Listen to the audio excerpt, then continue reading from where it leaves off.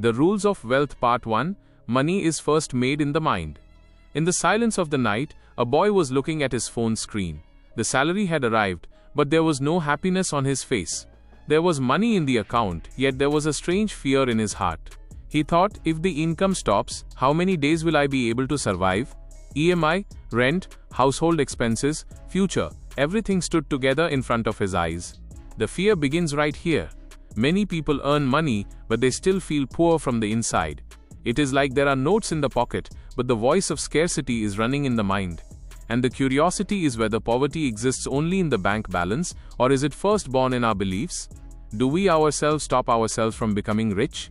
Richard Templar's book, The Rules of Wealth, begins with this very question. This book does not give a quick trick to earn money, but talks about changing the mindset along with the money. Because wealth is not just the name of more income. Wealth is a mindset, a discipline, and a relationship that a person builds with money. Many people believe that if they get a six-figure income, life will automatically become happy. But the truth is that before the income increases, the thinking has to change. If the thinking remains the same old one, then more money can also get trapped in that same old fear. Expenses will increase, show-off will increase, comparison will increase, and peace will still not come. Therefore, the first question is not how much you earn. The first question is what you believe about money from the inside. Inside many people, a hidden fear about money has been sitting since childhood. If talks about money in the house happened in tension, then money starts feeling like fear. Sometimes parents must have said, money comes with great difficulty. Sometimes someone must have said, rich people are greedy. Sometimes you must have heard, money spoils a person. Slowly, these things do not remain just sentences. They become rules inside our mind, and then we start taking decisions according to those very rules. If an opportunity comes, the heart says, this is not my cup of tea. If a chance to learn a skill comes, a voice comes, what will happen from this? Looking at a successful person, irritation starts happening instead of inspiration. It feels like they have money, so they must have done something wrong. This is where the problem begins. When we misunderstand money, the desire to earn money also starts feeling wrong to us. But money in itself is not good or bad. Money is a tool. Just like a knife can cook food in the kitchen and can also cause harm in the wrong hands. Money does not create a person's character. Money just magnifies the character and shows it. In the hands of a good person, money can increase value. If there is greed inside someone, money can show it even more. If there is generosity inside someone, money can take them to even more people. Therefore, saying money is bad is an incomplete truth. The real thing is how money is used and what kind of person is managing it.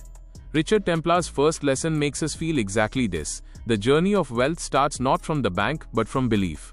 First, the mind has to be cleared. Overcoming inherited limitations. Think about it. If a person believes from the inside that they do not deserve to become rich, will they try to build wealth with full strength? Probably not. They will move forward a little, then pull back themselves. Sometimes they will spend wrongly, sometimes they will leave an opportunity, sometimes they will undervalue themselves. Many times, just changing a job is not enough to pull a person out of poverty. They have to change their inner old financial story. Because every person has an inner story of money. Someone's story is of scarcity, someone's of shame, someone's of fear. Someone thinks, if money comes, people will change. Someone thinks, if I became rich, relationships would get ruined. Someone thinks, I should just remain simple. But remaining simple and remaining poor are not the same thing. A person can remain grounded too, and can become financially strong as well. Real wealth does not mean that you make others look small. Real wealth means that you have choices, you have dignity, and there is no panic in an emergency. For a student, wealth can mean skill and confidence. For a young adult, avoiding debt and building earning ability can be wealth.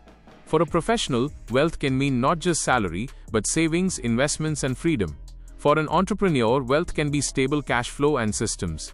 For parents, wealth can mean children's safety, home stability, and the peace of old age. In every stage, the meaning of wealth can change. Therefore, copying others' definitions is dangerous. Someone wants a luxury car, someone wants a debt-free home, someone just wants a peaceful retirement. If you do not clear your definition, the market will make your definition. Then ads will tell you what you need, and comparison will tell you where you are lacking. This is the reason why honesty is necessary in the journey of wealth. You will have to ask yourself, what do I really want, and from what fear am I running away? Many people want money because they want respect. Many people want money because they want security. Many people want money because they want freedom. There is a difference between these three. For respect you can show off, for security you need savings, and for freedom you need disciplined choices. If the goal is not clear, direction does not come even after the income increases. Money comes, gets spent, and the person returns to that same place again. Building a healthy relationship with money, the rules of wealth reminds us that the desire to earn money is not wrong. It becomes wrong when money itself becomes the identity. Keeping money above love is dangerous, but looking at money with hatred is also dangerous. Both extremes take a person away from balance. A healthy relationship means that you give respect to money, but do not worship it. You earn money but do not sell your character for it.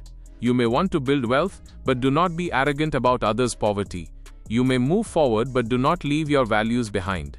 This is mature financial thinking. Money should support your life, it should not rule your life. Money should remain a servant, it should not become the master. Now the question comes, how will old beliefs change? The beginning happens with awareness. First, recognize which thought regarding money runs repeatedly in your mind.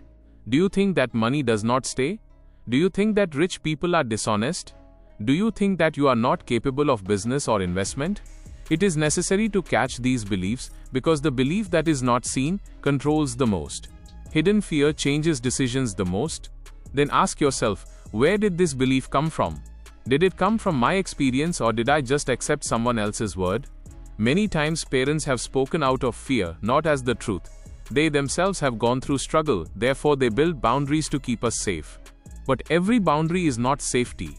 Some boundaries are made of old fear, and if we accept them without auditing, growth stops. Therefore, it is necessary to audit inherited thoughts about money. Just like accounts are checked in business, similarly beliefs should be checked in the mind. Write down a belief, then write evidence in front of it. Are really all rich people bad? Does spirituality really finish when money comes? You will find many examples where money was used in good deeds. Education, healthcare, charity, family support, jobs, innovation. Money also works behind all of them.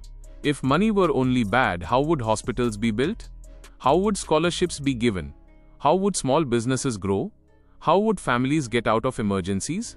That means the problem is not money, it is the direction. Money is fuel. Which way the car will go, the driver decides. Translating mindset into action, when this thing settles inside, guilt starts to reduce. Then the desire to earn money does not look selfish but feels responsible. If you are financially strong, you can help your family. In an emergency, you can extend a hand, not hold out a hand. You can take better choices. You do not get stuck in a wrong job just out of helplessness. You do not get trapped in a wrong deal just due to lack of money. Therefore, wealth is not just a story of luxury. Wealth is a story of dignity.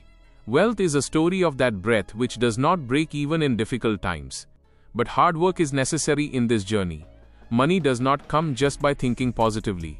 Belief opens the path, but action makes you walk on that path. Skill will have to be learned, value will have to be given, earning will have to be improved, savings will have to be built, and spending will have to be controlled wisely. Both smart work and hard work are needed. Just hard work without direction tires you out, and just smartness without hard work remains in the air. Becoming rich does not mean finding a shortcut. Real wealth builds slowly, just like a strong tree rises up from the roots. First thinking changes, then habits change, then decisions change, and then results start changing. This process can look boring, but it is powerful. Today, if you consider money an enemy, start understanding it. If you spend money as soon as it comes, learn to talk to it. Yes, talk. Meaning, ask every rupee, where are you going? Are you strengthening my future or just fulfilling today's impulse? This small question can change life. Because money stays only where it gets respect, gets clarity, and gets purpose. Richard Templar's message is simple. Anybody can become wealthy, but first you will have to give permission to yourself that yes, I am capable of building wealth. This permission is not arrogance. This is self-respect. This is saying that I will not let poverty, helplessness, and fear become my permanent identity. You can hold the desire to become rich and can still remain a good human being. You can earn money and can still save family, love, and spirituality. Whether money corrupts you or empowers you, your rules will decide this. Therefore, wealth begins not with income but with a personal code. Today's first rule is just this much. Recognize the false stories connected with money, challenge them and place a new belief in their position. Every day say to yourself, money can be a good thing. I will earn it honestly, manage it wisely and use it in the right place. When this belief becomes strong, your perspective will start changing. You will start looking at opportunities not with fear but with possibility. But changing belief is only the first door. The real game begins when you have to decide how much is enough for you. Because if enough is not clear, a person keeps running after more all their life and still feels empty from the inside. In the next part, the question will become even deeper. You want wealth, but have you really written down your definition of wealth, or are you living someone else's dream? If this video has taught you something new, or if you feel this information should reach more people, don't forget to like and share the video. Your small share can become valuable and useful information for someone else. If you have any questions related to this topic, or if you would like to share your opinion with us, be sure to write in the comment box. We read every question and suggestion from you, because your feedback inspires us to create better content. And if you want to keep receiving such interesting and reliable information about business, the economy, and the world in the future, then don't forget to subscribe to our channel GRT Business and also press the bell icon so that you get notifications of every new video directly. At GRT Business, we always strive to provide you with accurate, balanced, and reliable information. Our news and analysis are prepared based on information obtained from various news agencies, public sources, and public opinion. We make every effort to verify and validate each fact as much as possible. But in case of any possible error or dispute, the responsibility lies with the respective sources. Our only aim is to present you with a correct and trustworthy perspective so that you can understand any topic better.